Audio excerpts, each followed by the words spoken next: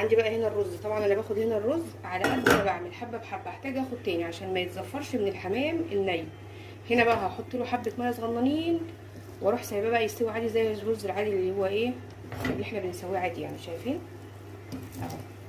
هنا انا باخد على قد الحمام، بس احتاج تاخد تاني عشان ده ما يتوسخش. بس انا هنا كده هقلبه بقى كله عشان هو طبعا برد، ما تقلقوش هيبقى زي الفل. احط له بقى حبه ميه صغيرين واولع عليه كده وهدي البوتاجاز على ما الحمام يستوي، هيكون هو استوى.